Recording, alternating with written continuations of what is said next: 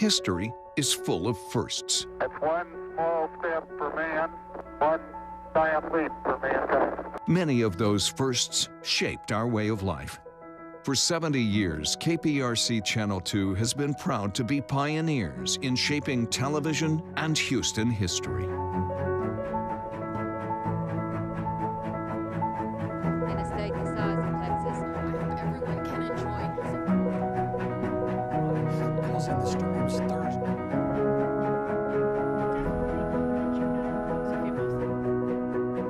Minutes before 9 o'clock, the crew's here telling her.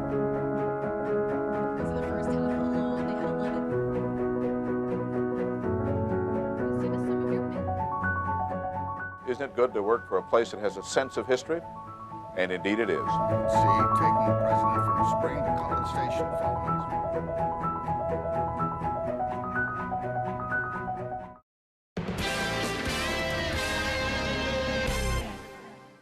If you have something you'd like Channel 2 Investigates to check out, call the tip line at 713-223-TIPS or email investigates@click2houston.com.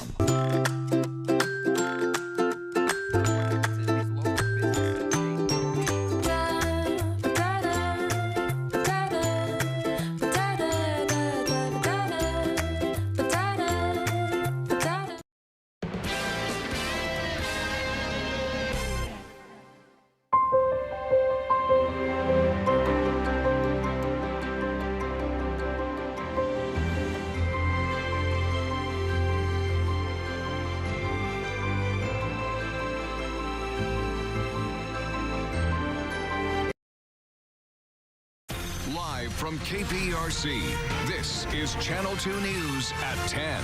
Right now at 10. The state of our union is stronger than ever before. President Donald Trump delivering his State of the Union address in the midst of his impeachment trial. Plus, what many are talking about, the friction between the president and House Speaker Nancy Pelosi. Plus, you watched it unfold live on Channel 2. A wild chase ends in downtown Houston. But tonight... Stop right there, stop right there, stop right there.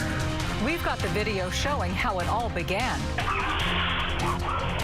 But first, a weather alert and a cold front on the way to the Houston area. Yes, we're with Chief Meteorologist Frank Billingsley here in the Severe Weather Center. Yep. How cold are we talking about? You know, it's going to be in the 50s tomorrow morning and even colder in the afternoon. And I know in some 30s by Thursday. Ooh. So we'll talk all about it. Right. Look right now, you can see some 20s across the state. Up in Amarillo and Lubbock, 22, 25, 39 in Dallas. All of that cold air is going to continue to slide in our direction. And that's what we are watching as we go into the next several hours. So when we get up tomorrow morning, I think we're going to be under some cold air. Grab a jacket for tomorrow and Thursday and probably even keep it until Friday, it looks like. There's a look right now at some temperatures, and you can see there's a big difference. 54 in Huntsville, 71 in Sugar Land, 70 in Lake Jackson, 52 in Columbus. So this front continues to slide right in through the area, pretty much cutting us in half right now. That's what we're finding. Not a lot of rain, but that's going to continue to increase as we go into the overnight. So I think by the time we get to 6, 7 o'clock tomorrow morning, it's going to be a cold and fairly messy commute. So count on that. And then it just continues to get colder throughout the day. So watch for the jackets. We're going to need them. A winter burst for Thursday. We'll talk more about that straight ahead. Keith? All right, Frank, thank you. We're following breaking news from North Harris County. Several teens arrested after investigators say they held up a cell phone store 15 miles away in Montgomery County. Channel 2's Roseanne Aragon is live off the North Beltway in Imperial Valley where deputies arrested those teens. Roseanne. Yes, 3 hours after the incident, we are here. Montgomery County is leading in the investigation, and you can see that is the suspect's car behind us. Multiple agencies assisted in stopping the car and making that arrest. This, though, all started at a cell phone store in Montgomery County. This is what we know. Houston police who are assisting say the robbery happened around 7 this evening at the AT&T store on Rayford Road just west of State Highway 99. Police say 2 armed suspects dressed in hoodies and face coverings entered the store, robbed it, and fled towards State Highway 99. The description of this white Toyota Camry went out to law enforcement. Shortly after, investigators say Harris County Precinct 4, Montgomery County Precinct 3, and HPD saw the vehicle and stopped it at Imperial Valley and Beltway 8. Police say 6 juveniles were found inside the car and taken into custody. Now, we're told the clerk at the store in Montgomery County was so startled an ambulance was sent to help her, though no one was physically hurt. Back out here live, you can see investigators are still here along Beltway 8 clearing the scene. That's all the information we have right now. Reporting live from North Harris County, Roseanne Aragon, KPRC, Channel 2 News. Thank you, Roseanne. We are getting an exclusive look tonight at how a wild police chase that ended in downtown Houston all got started in a neighborhood on Houston's southwest side. Channel 2's Sally Mamdou live downtown with these new developments for you. Sally? Dominique, when you look at this video, you can clearly see the suspect had no intentions of slowing down or complying with the officer's orders. He led the officers on a chase in his neighborhood before heading to downtown and crashing into this bus stop. This is video capturing moments that sparked a nearly hour-long chase. The man behind the wheel is a suspect police say with history of mental illness. Police say they responded to a call at a home on the south side of Houston where a man was threatening to shoot a family member. This neighbor, who didn't want to show her face, caught a glimpse of the interaction between the suspect and police. He had something in his hand, and the police drew their pistols on him. And they were like, we're going to shoot you. And he says, go ahead, shoot me, shoot me, shoot me. In this video, you see the suspect, while having his hands up, starts to slowly walk towards the gray Nissan. Then he gets into the car and takes off. Neighbors say the suspect circled the block at least 3 times. And the police were chasing him each time, the last time he took off. Sending police on a chase that spanned for 16 miles, going through downtown during rush hour. At first, HPD called off the chase, then started chasing the vehicle again. Our officers spotted him in the downtown area, driving down the wrong way of the streets, also driving on the sidewalks. The chase finally ended by the intersection of Rusk and San Jacinto at this bent bus sign. Thank God that the pole got in his way, okay? So that's a good thing. Pole got in his way, and he got it disabled the vehicle, and we were able to move in our shops and pin him in. Police say during this chase there were 3 accidents. Fortunately, no one was injured because all of those accidents were minor. We're live in downtown. Sally Mamdou, KPRC, Channel 2 News. President Trump delivering his annual State of the Union, and the theme for tonight's speech, the great American comeback. But there were some other moments that have people talking tonight. You can see President Trump handing out his copy of his speech to Vice President Mike Pence and House Speaker Nancy Pelosi. The speaker reached out to get her copy and a handshake, but the president did not shake her hand. Then at the end, Speaker Pelosi is seen ripping up the president's speech. An unusual moment as the president delivered his address in the midst of his impeachment trial. NBC's Alice Barr is on Capitol Hill with highlights. Madam Speaker, the President of the United States. President Trump stepping into history as just the 2nd American president to deliver a State of the Union address to Congress while under the cloud of an impeachment trial. The president and House Speaker Nancy Pelosi barely made eye contact and did not shake hands. He's all but certain to be acquitted in a final vote tomorrow, and tonight he's looking past impeachment. The state of our union is stronger than ever before. The president pointing to job growth and a booming stock market as cornerstones of a strong economy, highlighting a new trade deal with China and a campaign promise delivered to renegotiate NAFTA. But unlike so many who came before me, I keep my promises. We did our job. On foreign policy, President Trump saying that directing the killings of the leader of ISIS and a top Iranian general have made the world safer. Our message to the terrorists is clear. You will never escape American justice. Also touting his record on immigration. A long, tall, and very powerful wall is being built. And taking a swipe at the Democratic candidates he'll face in his re-election bid.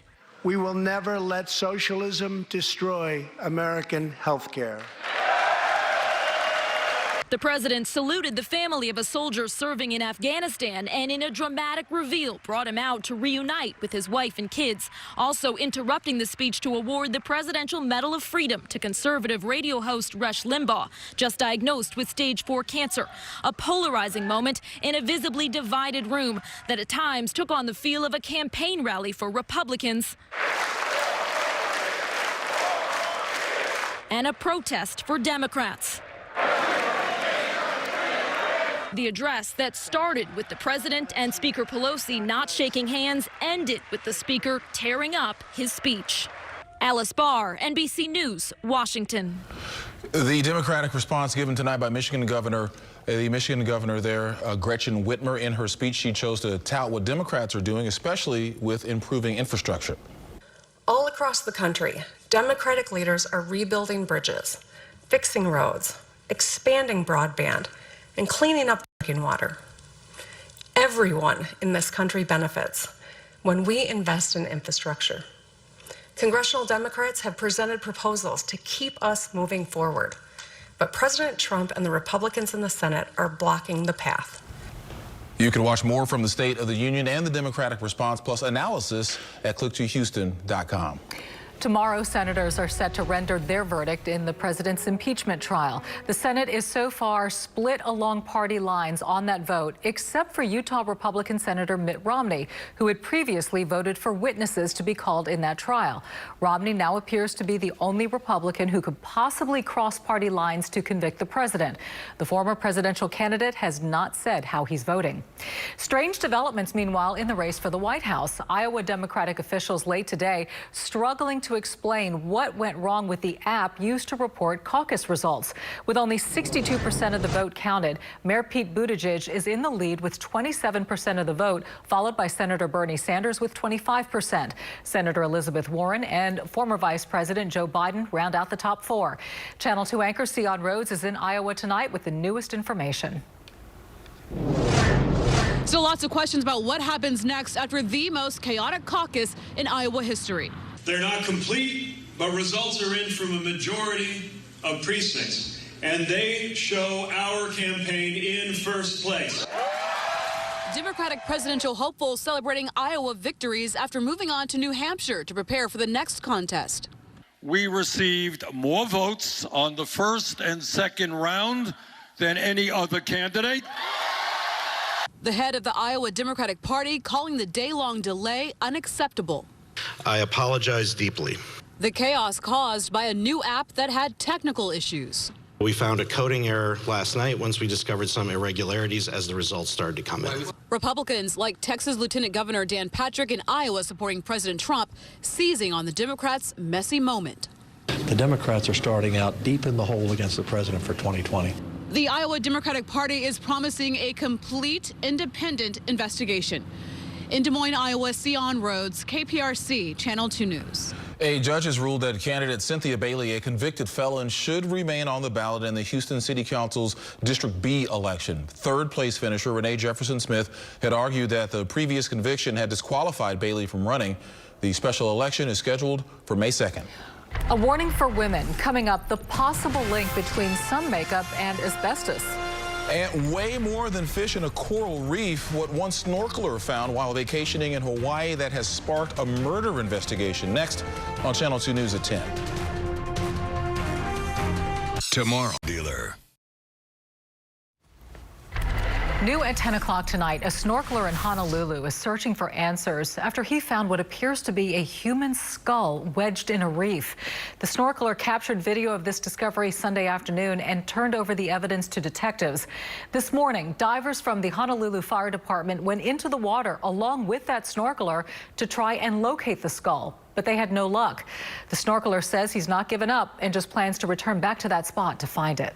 The future of Texas Southern University's president still being discussed tonight in a Board of Regents meeting. Channel 2 anchor Jacob Rascone is live at TSU tonight with the newest information. Jacob. Yeah, Keith and Dominique, they have been in executive session now going on 3 hours, and many people have gathered to see what's going on. These are a lot of students, a lot of alumni, and others gathering outside and also inside that room. And many of them tell us they support their president, Dr. Austin Lane.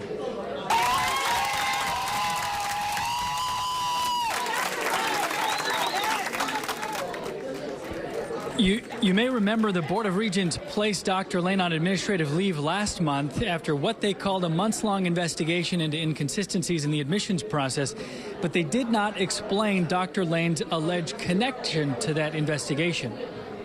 We don't know the facts, but that is the problem. I think that they need to be very candid in what's going on so that people will know exactly what's happening here, because as far as we know, he's done a great job. So you're looking at the president, Dr. Lane, here. So he's here. I've spoken to him. He denies any wrongdoing. He says he expects to be reinstated. His attorneys are also here. They've been in and out of that executive session room. I asked if they thought that there'd be any news by 10 o'clock. He said that'd be wildly optimistic. So it sounds like we're in for a long night here at TSU to see whether or not the Board of Regents will decide to fire him or take some other course of action. And whatever they do, whether or not they'll decide to explain why they're doing it. Reporting live at TSU, I'm Jacob Rascone, KPRC Channel 2 News. Thank you, Jacob. We do have an update now to a possible shakeup in the Houston hospital industry. Healthcare provider Cigna and the Memorial Hermann Hospital system have now extended their contract through April. We first told you about the possible end of this contract last December following months of negotiations. The companies now say they will continue to search for an agreement before April 30th. Otherwise, Memorial Hermann will be dropped from Cigna's coverage starting May 1st. For the first time in decades, the FDA has met to discuss how talcum powders and cosmetics are tested for asbestos. The public hearing comes following reports that asbestos, which is a known cancer causer, was found in several talc powders and cosmetics. Trace amounts were found in Johnson & Johnson's baby powder, which the company disputes. It also was found in makeup from the chain store Claire's. FDA officials heard from several government experts, including one who said mineral particles found in the products were tiny enough to be inhaled into the lungs. The experts say they should be considered as potentially harmful. Tomorrow night at 10 o'clock, Channel 2 investigator Mario Diaz looks into the offer of a donation that's raising eyebrows across Houston. As an investigator investigating public corruption, this would literally floor you. $500,000. They put this in an email. This is a smoking gun moment. They should have called the FBI. What this is indication that a crime occurred. What did Channel 2 Investigates uncover? The investigation tomorrow night at 10. Remember, if you have a story for Channel 2 Investigates, might want to call the tip line 713-223-TIPS, or you can email investigates@kprc.com. All right, last few days have been warm, windy, cloudy. Yeah, going to see some changes, though. Boy, is it. Just wait. Yeah, in fact, for half of us, it's already started changing. The other half, not quite yet, but it's about to. Got a sunset or two. Take a look at this. All right. I know, isn't that gorgeous? A little pink, orange, yellow. Clouds make for pretty sunsets. I know, sure, look at that one. Sunset in Rosenberg, and then the moon had a halo. Very nice. How about that after a warm day?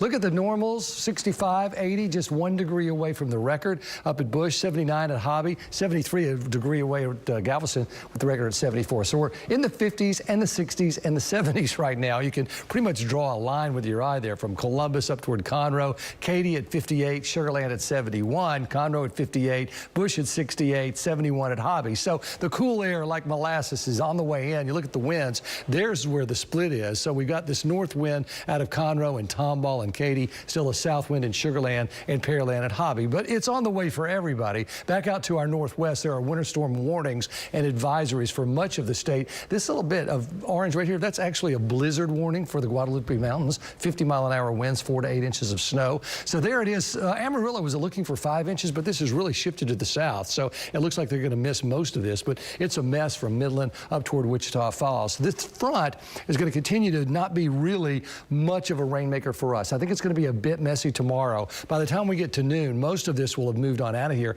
so we just see the cloudy skies, but then more moisture is trying to move in on top of that, an overrunning situation from the Pacific, which means by late Wednesday night into Thursday, more rain is a possibility before we just get clear and cold. So here's a look at the close-up. There's the front that's splitting us in half right now, continues to move toward the coast in the morning hours, 6:30. The computer models all have a bit of of rain here. It's not a lot of heavy rain, but it's enough rain to make the commute a slow one. So plan for some extra time and take those jackets. If you're not cold yet, you will be. By the time you get to noon tomorrow, it's going to be on the chilly side, and then that will continue to move on through. Now, there's that bit of Wednesday night, 11 o'clock rain that wants to come in until Thursday morning. I've taken any winter precipitation out. The models are more and more moving away from that, which I think is a good thing, even if you wanted it. 6 o'clock tomorrow morning, then 40s and 50s. We get into the afternoon, and look at that. We're all in the 40s, so it just gets colder during the day, and then at night, still in the 40s, so that overnight into Thursday morning, we're in the 30s. So we get some very cold temperatures compared to what we've seen lately in here on Thursday morning, and pretty much in the 50s, even with the sunshine on Thursday. So a couple of really cold days, and Friday, a bit of a warm-up, but not huge. So the chances of rain, 30, 40%, 30% noon, so they're not huge, but count on at least a little bit out there. Cold and a bit rainy for your haircast. So tomorrow, 50% chance, 53 to start, 45 in the afternoon, 38 Thursday and Friday morning, 52 to 68, and then 70s for Saturday and Sunday. So it looks a whole lot better as we get into the weekend. So keep your fingers crossed for that. In the meantime, tomorrow is National Weather Person's Day. I wanted to say Bluebell has already come through, yes. And Wendy sent me an umbrella. Man. Wendy sent me an umbrella. I'm going to send them some hamburgers. You want a cake or something? Stop while you're ahead, okay? They're looking out for you already. I know. Weather Person's Day. That's right. When is Sports Person's Day? I know. Randy? We need to create some days here. Yeah. All right. Hey, we're going to talk some Rockets. A big night. You know, they're at home, and Charlotte's in town. Charlotte is terrible, so probably guaranteed win, right? Second half, pretty good for the Rockets. They hung around and then exploded with a bunch of three-pointers. We'll show you who stood out in the win tonight. Just went final a little while ago. Plus, 9 days before pitchers and catchers open spring training, Jim Crane has a new GM. You'll hear from James Click next in sports. On NBC. All right, welcome into the Xfinity Sports Desk tonight. Here's what's happening. We'll start with the future of Clint Capella, the Rockets' 25-year-old center, in trade reports right now. With the deadline coming up Thursday at 2 o'clock, the Rockets are reportedly shopping Capella to the Atlanta Hawks, with 2 other teams also involved. It could get complicated. Again, Thursday, 2 o'clock is the NBA trade deadline. We'll keep you updated. On the floor tonight, Rockets trailed Charlotte 63-62 at halftime, then decided, you know what, Charlotte is terrible, so let's wake up a little bit. Q Daniel House had himself a big night with 6 of Houston's 23-pointers. That tied it right there at 76 all. Next, James Harden's turn. The Beard doing some damage, just teasing the Hornets defense. Rockets went on a 16-1 run to blow it open. Harden had 40. Here's my favorite highlight. Harden to House for the big throwdown. House for 22. 125-110. Rockets win. They're now 32-18. High school hoops. #1 girls team locally, Cy Creek, 32-0 on the season. Entering tonight's game in Northbrook, Rory Harmon continues her incredible season, and the Cougs get it done easily. 33-0 now. What a season for Coach Jennifer Alexander's team. They're putting together a blowout win, 83-20 tonight.